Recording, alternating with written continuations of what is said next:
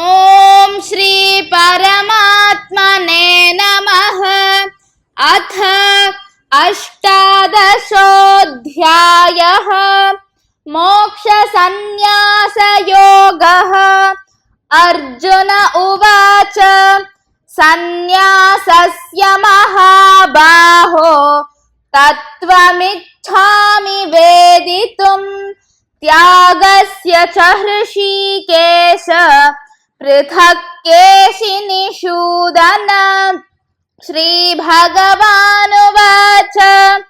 काम्यानां कर्मणां न्यासं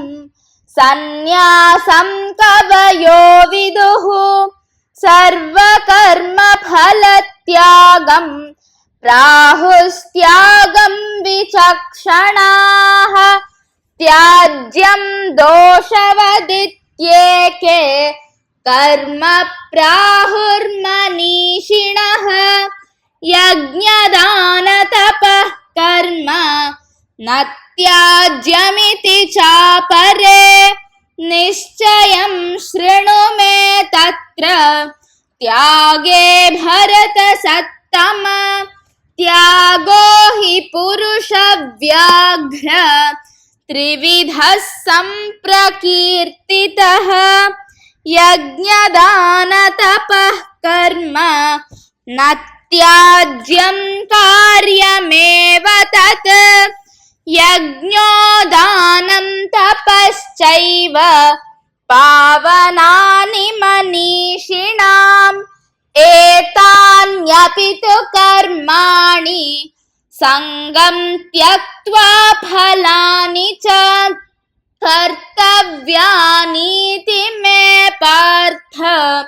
निश्चितं मतमुत्तमम्।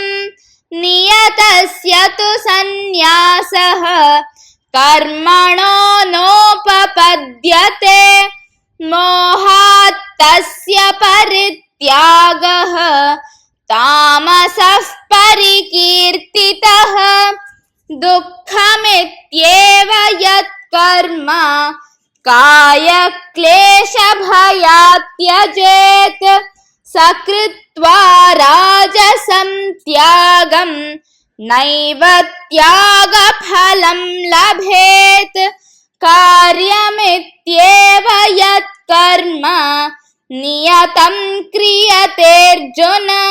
संगं त्यक्त्वा फलं चैव सत्यागः सात्विको मतः।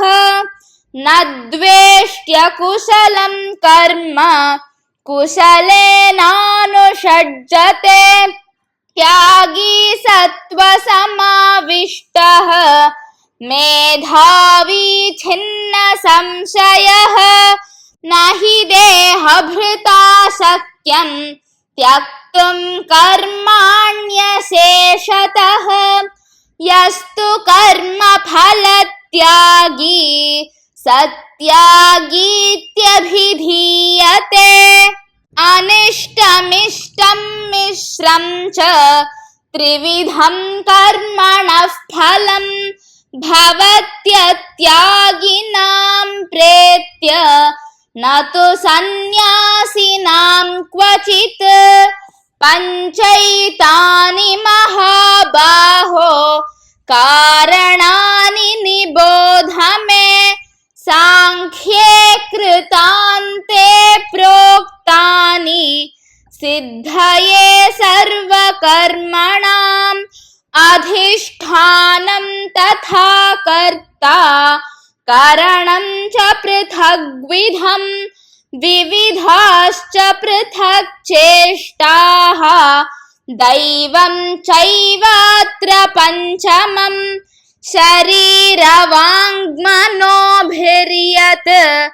कर्म प्रारभते नरः। न्याय्यं वा विपरीतं वा पञ्चैते तस्य हेतवः। तत्रैवं सति कर्तारम् आत्मानं केवलं तु यः पश्यत्यकृतबुद्धित्वात् न स पश्यति दुर्मतिः यस्य नाहङ्कृतो भावः बुद्धिर्यस्य न लिप्यते हत्वापि स इमान् लोकान् न हन्ति न निबध्यते ज्ञानं ज्ञेयं परिज्ञाता त्रिविधा कर्म चोदना करणं कर्म कर्तेति त्रिविधः कर्म संग्रहः ज्ञानं कर्म च कर्ता च त्रिधैव गुणभेदतः प्रोच्यते गुणसङ्ख्याने यथावत् शृणुतान्यपि सर्वभूतेषु येनैकं भावमव्ययमीक्षते अविभक्तं विभक्तेषु तज्ज्ञानं विद्धि सात्विकं पृथक्त्वेन तु यज्ञानं नानाभावान् पृथग्विधान् वेत्ति सर्वेषु भूतेषु तज्ज्ञानं विद्धि राजसं यत्तु कृत्स्नवदेकस्मिन् कार्ये सक्तमहैतुकम् अतत्त्वार्थवदल्पं च तत्तामसमुदाहृतं नियतं सङ्गरहितम् अरागद्वेषतः कृतम् अफलप्रेप्सुना कर्म यत्तत् सात्विकमुच्यते यत्तु कामेप्सुना कर्म साहंकारेण वा पुनः क्रियते बहुलायासं तद्राजसमुदाहृतम् अनुबन्धं क्षयं हिंसाम् अनवेक्ष्य च पौरुषम् मोहादारभ्यते कर्म यत्तत्तामसमुच्यते मुक्तसङ्गो नहं वादी धृत्युत्साहसमन्वितः सिद्ध्यसिद्ध्योर्निर्विकारः कर्ता सात्विक उच्यते रागी कर्मफलप्रेप्सुः लुब्धो हिंसात्मको शुचिः हर्षशोकान्वितः कर्ता राजसः परिकीर्तितः अयुक्तः प्राकृतस्तब्धः शठो नैष्कृतिकोलसः विषादी दीर्घसूत्री च कर्ता तामस उच्यते बुद्धेर्भेदं धृतेश्चैव गुणतस्त्रिविधं शृणु प्रोच्यमानमशेषेण पृथक्त्वेन धनञ्जय प्रवृत्तिं च निवृत्तिं च कार्याकार्ये भयाभये बन्धं मोक्षं च या वेत्ति बुद्धिः सा पार्थ सात्विकी यया धर्ममधर्मं च कार्यं चाकार्यमेव च अयथावत् प्रजानाति बुद्धिः सा पार्थ राजसी अधर्मं धर्ममिति या मन्यते तमसावृता सर्वार्थान् विपरीतांश्च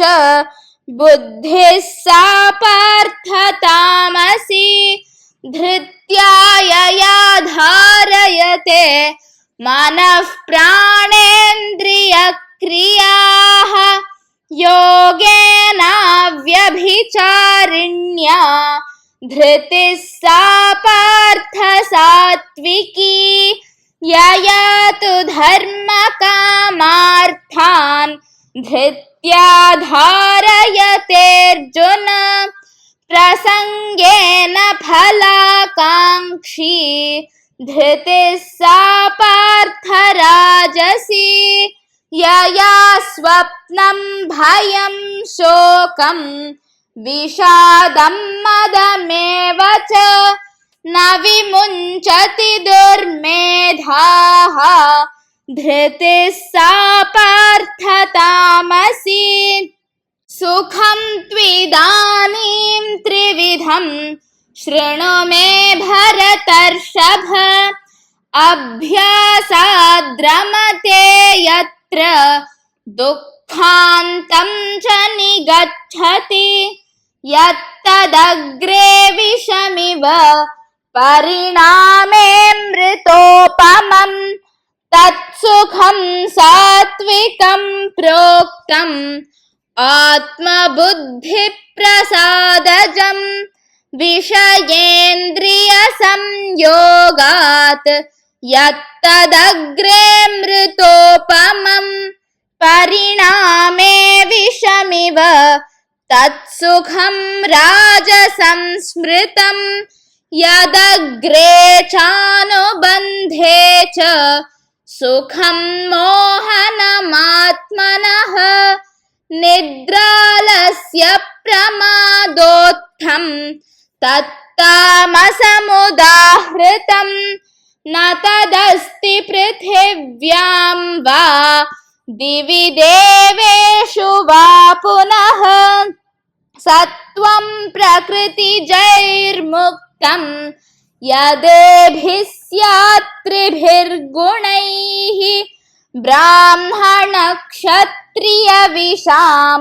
शूद्राणां च परन्तप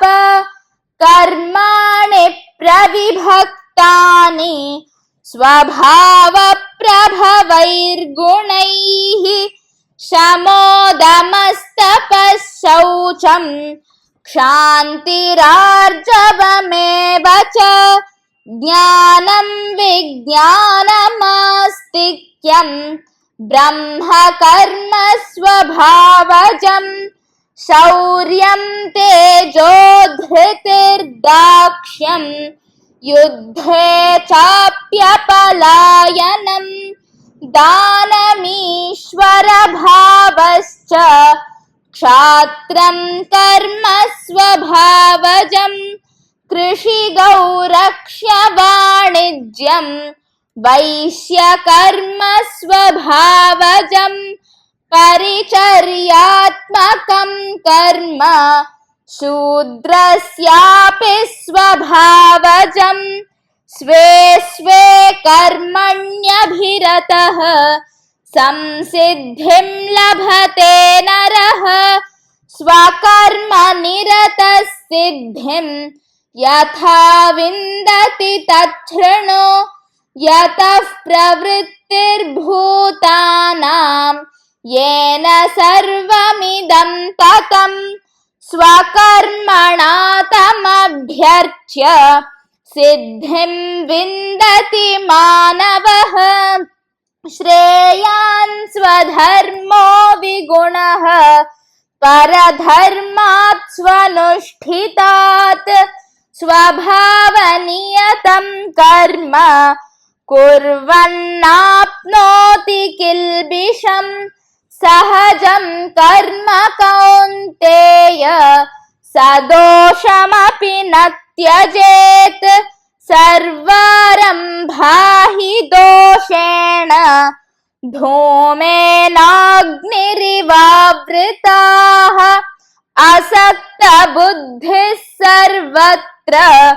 जितात्मा विगतस्पृहः नैष्कर्म्यसिद्धिं परमां सन्न्यासेनाधिगच्छति सिद्धिं प्राप्तो यथा ब्रह्म तथाप्नोति निबोध मे समासेनैव कौन्तेय निष्ठा ज्ञानस्य या परा बुद्ध्या विशुद्धया युक्तः धृत्यात्मानं नियम्य च शब्दादीन् विषयान् त्यक्त्वा रागद्वेषौ व्युदस्य च विविक्तसेवी लघ्वाशी यत वाक्कायमानसः ध्यानयोगपरो नित्यं वैराग्यं समुपाश्रितः अहङ्कारं बलं दर्पं कामं क्रोधं परिग्रहं विमुच्य निर्ममः शान्तः ब्रह्मभूयाय कल्पते ब्रह्मभूतः प्रसन्नात्मा न शोचति न काङ्क्षति समः सर्वेषु भूतेषु मद्भक्तिं लभते पराम् भक्त्या मामभिजानाति यावान्यश्चास्मि तत्त्वतः ततो मां तत्त्वतो ज्ञात्वा विशते तदनन्तरं सर्वकर्माण्यपि सदा कुर्वाणो मद्यपाश्रयः मत्प्रसादादवाप्नोति शाश्वतं पदमव्ययम् चेतसा सर्वकर्माणि मयि सन्न्यस्य मत्परः बुद्धियोगमुपाश्रित्य मच्चित्तः सततं भव मच्चित्तः सर्वदुर्गाणि मत्प्रसादात् तरिष्यसि अथ चेत्त्वमहङ्कारात् न श्रोष्यसि विनङ्क्ष्यसि यदहङ्कारमाश्रित्य न योत्स्य इति मन्यसे मिथ्यैष व्यवसायस्ते प्रकृतिस्त्वां नियोक्ष्यति स्वभावजेन कौन्तेय निबद्धस्वेन कर्मणा कर्तुं नेच्छसि यन्मोहात् करिष्यस्य वशोऽपि तत् ईश्वरः सर्वभूतानां हृद्देशेऽर्जुन तिष्ठति भ्रामयन् सर्वभूतानि यन्त्रारूढानि मायया तमेव शरणं गच्छ सर्वभावेन भारत तत्प्रसादात् परां शान्तिं स्थानं प्राप्स्यसि शाश्वतम् इति ते ज्ञानमाख्यातं गुह्याद् गुह्यतरं मया विमृश्यैतदशेषेण यथेच्छसि तथा कुरु सर्वगुह्यतमं भूयः शृणु मे परमं वचः निष्ठोऽसि मे दृढमिति ततो वक्ष्यामि ते हितं मन्मना भव मद्भक्तः मद्याजी मां नमस्कुरु मामे वैष्यसि सत्यं ते प्रतिजाने प्रियोऽसि मे सर्वधर्मान् परित्यज्य मामेकं शरणं व्रज अहं त्वा सर्वपापेभ्यः मोक्षयिष्यामि मा शुचः इदं ते न तपस्काय न भक्ताय कदाचन न चाशुश्रूषवे वाच्यं न च मां योऽभ्यसूयति य इमं परमं गुह्यं मद्भक्त्या भक्तेष्वभिधास्यति भक्तिं मयि परां कृत्वा मामेवैष्यत्य संशयः न च तस्मान्मनुष्येषु कश्चिन्मे प्रियकृत्तमः भविता न च मे तस्मात् अन्यः प्रियतरो भुवि अध्येष्यते च य इमं धर्म्यं संवादमावयोः ज्ञानयज्ञेन तेनाहम् इष्टस्यामिति मे मतिः श्रद्धावाननसूयश्च शृणुयादपि यो नरः सोऽपि मुक्तः शुभान् लोकान् प्राप्नुयात् पुण्यकर्मणां कच्चिदेतच्छ्रुतं पार्थ त्वयैकाग्रेण चेतसा कच्चिदज्ञानसम्मोहः प्रणष्टस्ते धनञ्जय अर्जुन उवाच नष्टो मोहस्मृतिर्लब्धा त्वत्प्रसादान्मयाच्युत स्थितोऽस्मि गतसन्देहः करिष्ये वचनं तव सञ्जय उवाच इत्यहं वासुदेवस्य पार्थस्य च महात्मनः संवादमिमम श्रौषम् अद्भुतं रोमहर्षणम् व्यासप्रसादात् श्रुतवान् एतद्गुह्यतमं परम् योगं योगेश्वरात् कृष्णात्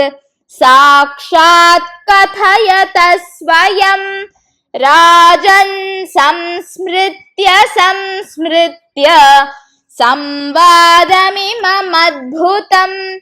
केशवार्जुनयोः पुण्यं हृष्यामि च मुहुर्मुहुः